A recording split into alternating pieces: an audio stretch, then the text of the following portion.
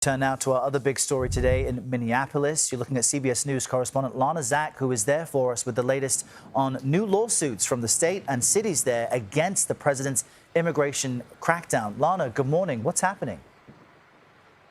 Good morning to you, Errol. Well, the state of Minnesota is accusing federal agents of using unlawful and aggressive tactics that they say have created a culture of fear and unrest. All of this, they allege, is straining the ability of local law enforcement to keep the peace.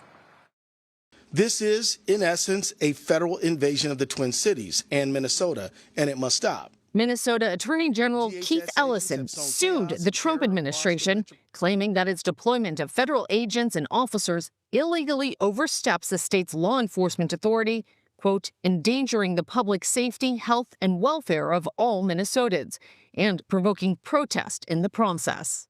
You've seen the videos. At times, there are as many as 50 agents arresting one person. The scale is wildly disproportionate and has nothing to do with keeping people safe. With clashes continuing between federal law enforcement and demonstrators Monday, the lawsuit pointed to several alleged uses of excessive force. That's fine, dude. I'm not mad at you. Including by the ICE agent who shot and killed Renee Good last week. This deranged lunatic woman was trying to ram him over. Trump administration officials claim it was a justified act of self-defense. And we're feeling the impact here in Minneapolis. Schools have closed.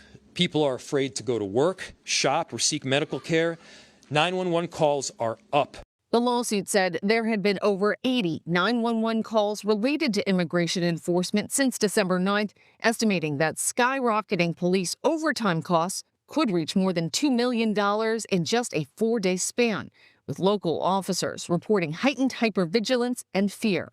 And in a statement, the Department of Homeland Security said the Minnesota lawsuit was prioritizing politics over public safety, adding, quote, "We have the Constitution on our side on this, and we look forward to proving that in court."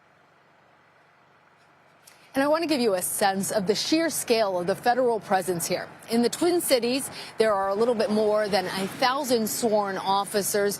Federal agents and officers number more than 2,000, with more on the way. Errol?